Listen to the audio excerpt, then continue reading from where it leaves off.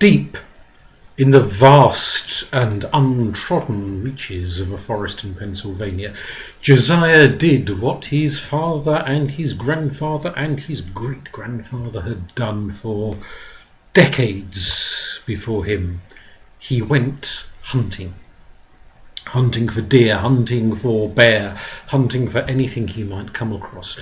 Deeper and deeper and deeper into the woods he went, his gun at the ready in his arms, just in case he gained sight of something that he could bring home for the dinner table, when his eye caught the rustle of movement in the bushes just off to one side, and stealthily, quietly, quickly, he approached, gun at the ready. But as he approached, trying to cock the trigger in the quietest way possible without disturbing his potential prey, he heard a gasp and a sob and another sob, and then the most broken-hearted weeping you could possibly imagine. And at first he thought it must be some lost child deep in the woods who had given up all hope of ever finding their parents again. And without thinking, Josiah, who was essentially a kind-hearted man, rushed forward and parted the leaves of the bushes, and there he saw not a little girl, not a little boy, but a thing. A thing so hideous, so repellent, so lumpy and warty and bumpy and diseased looking that Josiah at once backed off. And the thing, with huge great eyes, one yellow and pussy looking, the other green and filmy looking, gazed up at him, tears streaming down its face, sobbing and gulping, and its chest heaving. And it said in perfect English, "Kill me! Kill me now!" Well, Josiah was unprepared for this. This was clearly not a human, not even one with remarkable deformities. This was by no stretch of the imagination a human being. It had 6 limbs, it had a tail, it had large flapping ears, it had clumps of variously coloured fur all over its largely scrawny, hairless body, except for these patches. And it was talking. It was talking a language he could understand. Just pulled himself together and said, What are you?" And the creature, again looking up at him with the most woebegone face, said, "Please shoot me, please kill me now. I can't bear it any more." But Josiah nearly dropped his gun in fright to see such fluent English coming from this creature, this thing, this hideous, repulsive monstrosity. He thought for a moment he might be going mad, he might be imagining it. Perhaps there was nothing in front of him at all but the product of his own fevered imagination.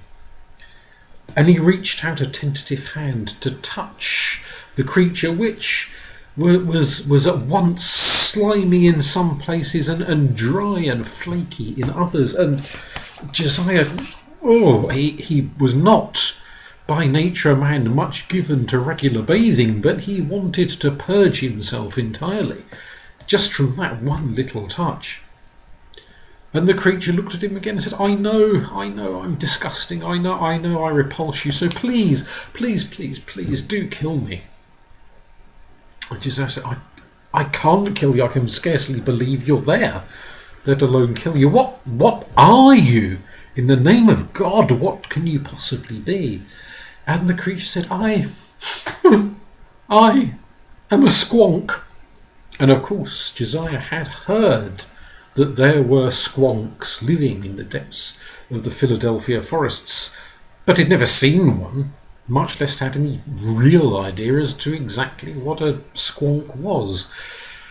And even now, stood in front of one and looking at it, he still had no real idea what a squonk was. It looked sort of rodenty, but it also looked sort of reptilish, and there was a hint of a sort of bird-like formation about its head, and some parts of it looked almost more like a jellyfish. It was an amalgam of so many creatures squelched together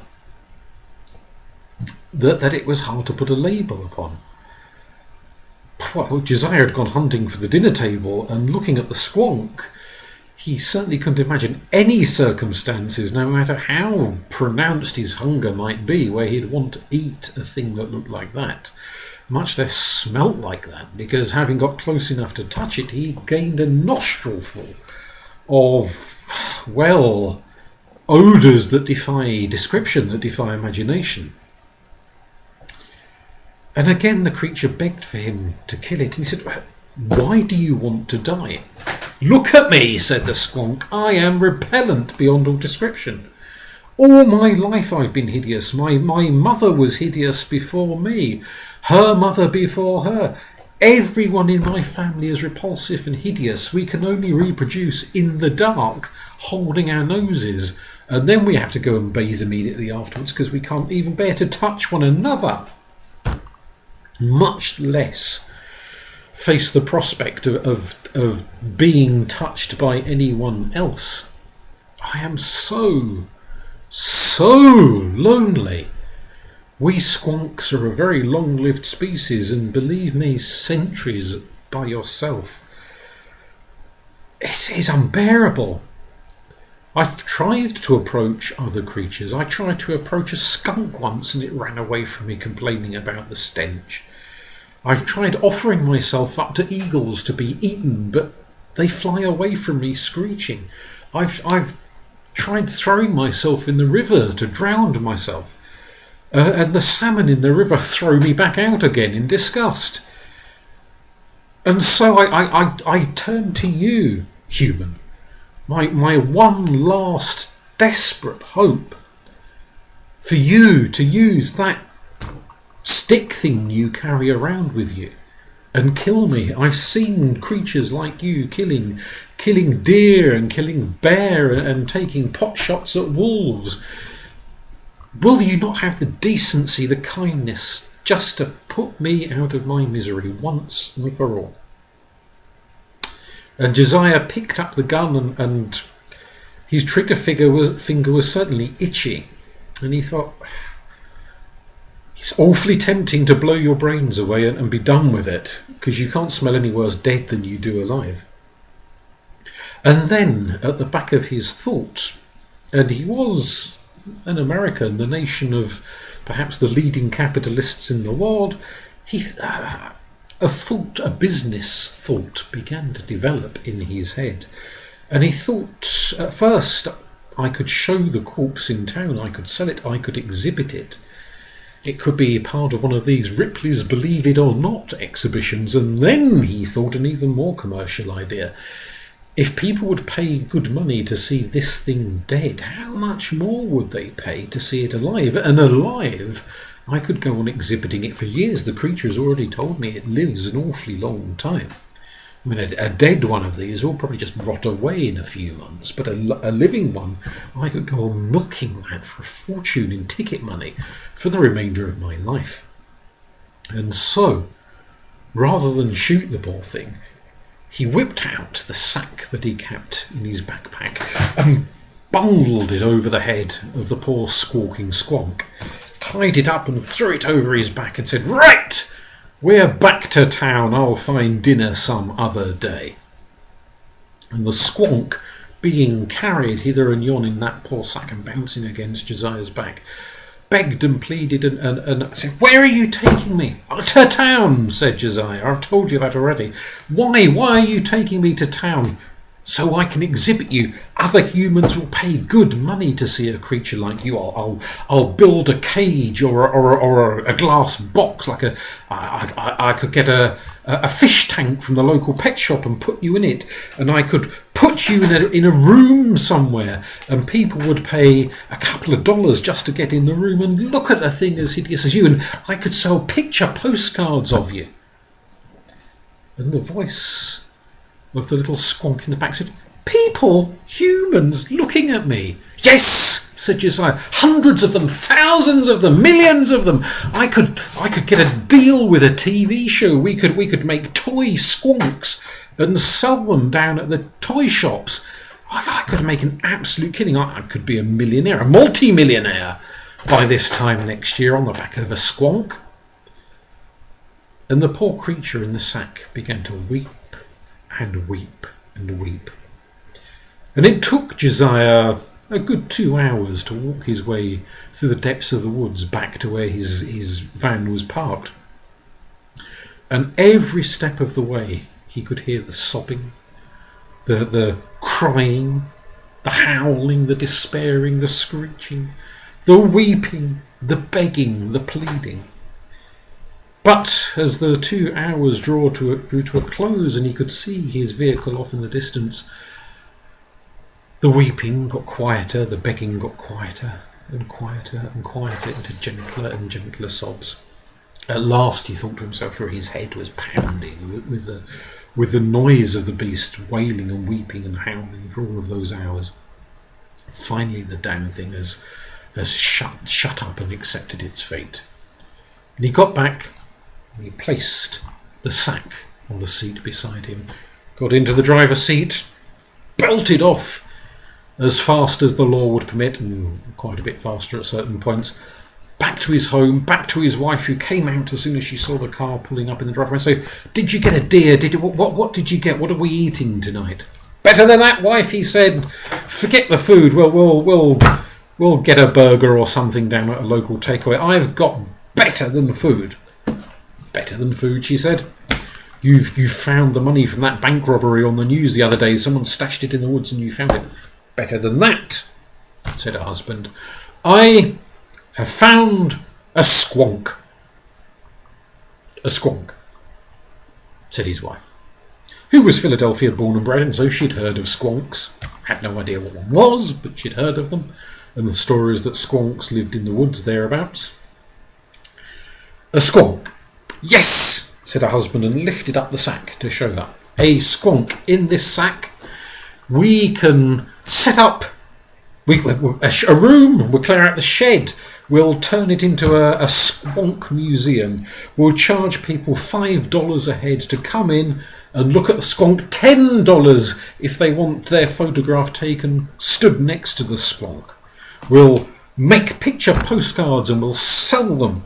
And then we'll get into contact with the radio stations and the TV stations and the newspapers. Wife, we will be famous.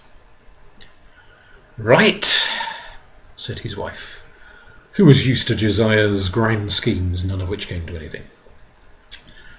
This squonk, what does it look like? It is hideous beyond all description, and he tried to convey the sense of it, the sort of birdishness of some parts and the jellyfishness of other parts, and the sort of slight rattiness and the 6 legs and the tail and the clumps of fur here and the clumps of fur there, and that sort of reptilian thing that was going on down that part.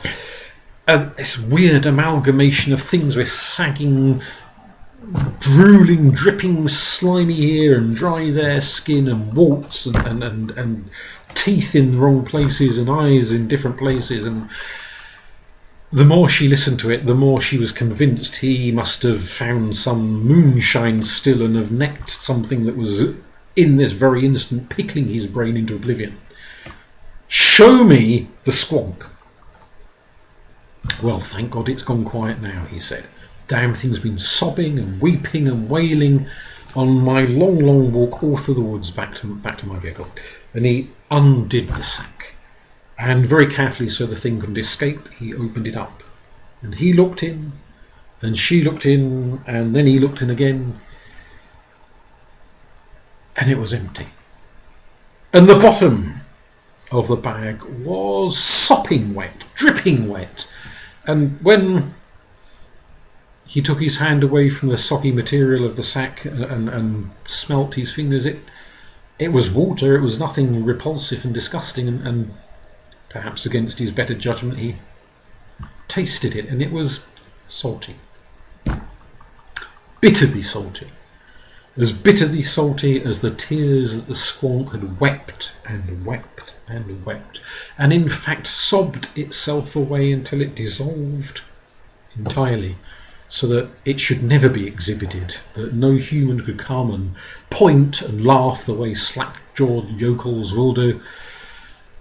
It had cried itself into nothingness, taking Josiah's dreams of untold wealth with it.